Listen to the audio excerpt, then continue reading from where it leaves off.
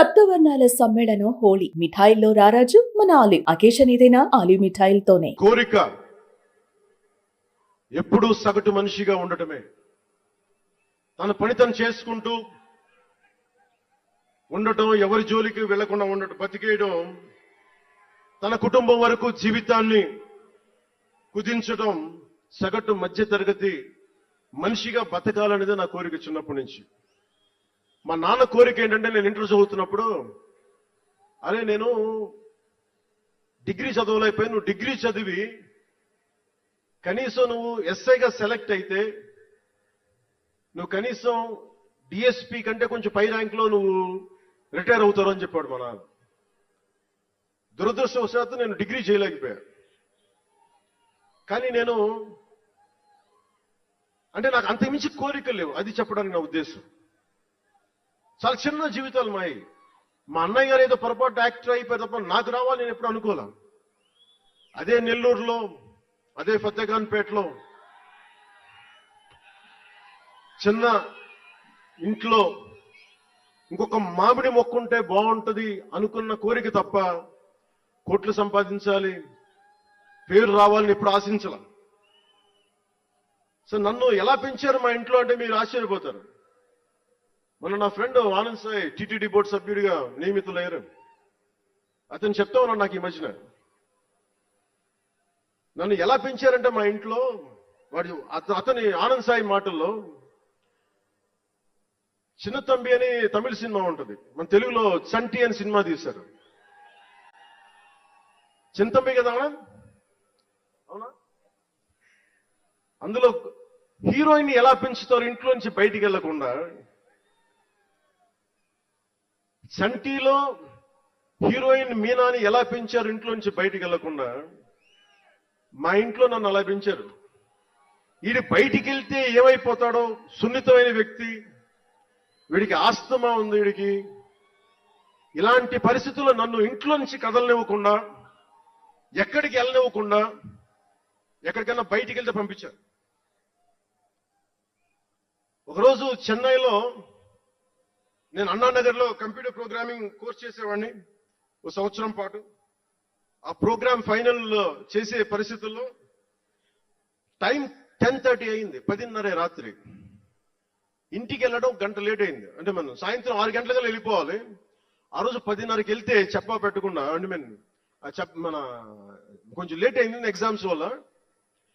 ఇంటికి వెళ్ళేటప్పటికి ఎలా ఉంది అంటే, ఇంట్లో ఆడపిల్ల వెళ్ళిపోతే ఇల్లు ఎలా ఉంటుందో, 10:30కి నేను ఇంటికి వెళ్తే మా అన్నయ్య షూటింగ్ నుంచి క్యాన్సిల్ చేసుకుని వచ్చేస్తా ఉన్నారు. మా వదిన ఇంట్లో హాల్లో ఉంది, మా నాగబాబు వీధి బయట తిరుగుతూ ఉన్నాడు. మొత్తం అందరూ ఏమైపోయాడు, ఎక్కడికి ఏమైపోయాడని. నేను ఎగ్జామ్ రాసి వస్తున్నాను, బస్సులు దొరకలేదు నాకు, 2 బస్సులు మారి రావాలని చెప్పారు. నాకు కార్లు లేవు ఆ టైంలో. అంటే అలాంటి నన్ను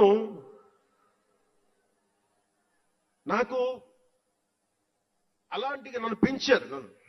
మా నాగబాబు గారు ఇక్కడ ఉన్నారు, అడగండి, ఆ రోజు గుర్తుండదు ఆయనకి.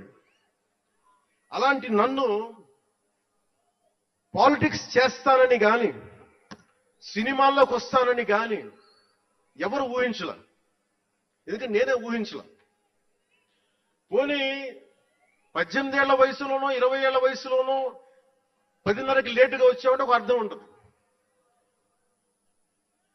అక్కడమ్మాయి ఇక్కడ అబ్బాయి, గోకులంలో సీత, సుస్వాగతం, తొలి ప్రేమ చేస్తున్న సమయంలో, మేబీ తొలి ప్రేమ ముందు అటో ఇటో, సంగీత్ థియేటర్లో, హైదరాబాద్ సంగీత్ థియేటర్లో క్లింట్ ఈస్ట్వుడ్ నాకు ఇష్టమైన హీరో, అతను సినిమాకి వెళ్ళా.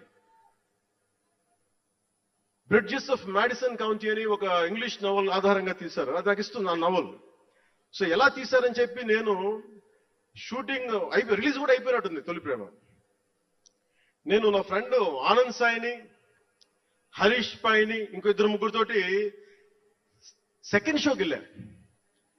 సెకండ్ షోకి వెళ్ళి ఇంటికి వస్తే కింద మా నాన్న, ఇంట్లో పైన రూమ్ లో పడుకోవాల్సిన మా నాన్న కింద కుర్చీ వేసుకొని, ఓ నీల్ కమల్ చైర్ వేసుకొని నా కోసం వెయిట్ చేస్తా ఉన్నారు. ఎక్కడికి రా వెళ్ళామని. షూటింగ్ అన్నాడు. సినిమాకి వెళ్ళానంటే ఆయన ఎట్లా తిట్టాడంటే, నేను చాలా తప్పుడు పనులు చేసేస్తున్నట్టుగా, ఏదో బార్లో కూర్చొని తాగేసినట్టుగా. నేను అప్పటికి కొంచెం గుండె ధైర్యం తెచ్చుకొని చెప్పాను, మా నాన్న అంటే భయం, చిన్నప్పుడు చాలా కొట్టేవాడు మా నాన్న మమ్మల్ని. ఆ భయం నన్ను కొట్టింది తక్కువ కానీ మా అన్నయ్యని కొట్టింది ఎక్కువ. సో ఎముడికి మొగుల్లో ప్రసాద్ బాబు ఉంటాడు, చిరంజీవి గారు పక్క వ్యక్తిని కొడితే ఇతను లైన్ లోకి వచ్చేస్తాడు, అక్కడ నేను డిసిప్లిన్ లోకి వచ్చాను. అట్లాగే వీళ్ళని కొడితే నేను డిసిప్లిన్ లోకి వచ్చాను, నాకు ఆయన కొట్టక్కర్లేదు, నేను డిసిప్లిన్ ఉంటాను. సో నాకు మా నాన్న చూడగానే భయం వేసింది, కొడతాడా గబుక్కున బాగుండదేమో అనుకునేవాడు. నేను చెప్పాను కొంచెం బలం తెచ్చుకొని 3 సినిమాలు హిట్లు వచ్చినాయి, 4వ సినిమా రిలీజ్ అయ్యి హిట్ అయింది తొలి ప్రేమ. నానా నేను హీరోనన్న సంగతి కూడా మర్చిపోకు, నువ్వు అర్థం చేసుకో అని చెప్పాను. ఇంకా ఎక్కువ తిట్టాడు. అంటే మా నాన్న తిట్లు ఎలా ఉన్నాయంటే చెప్పలేను కానీ, ఈ అర్ధరాత్రి అపరాత్రి తిరుగులు ఏంట్రా, ఈ సెకండ్ షోలకి వెళ్ళడం ఏంటి, ఏదో హీరో అయ్యావు అయితే అన్ని లిఫ్ట్ చేసేస్తావా అని తల ఉంచుకొని పైకి వెళ్ళిపోయాడు. అంటే అలాంటి నేను ఇన్ని కోట్ల మందికి సంబంధించిన పాలిటిక్స్ చేయాలంటే భగవంతుడు రాసిన రాత కాకపోతే నేను కోరుకున్నదా కాదు అది.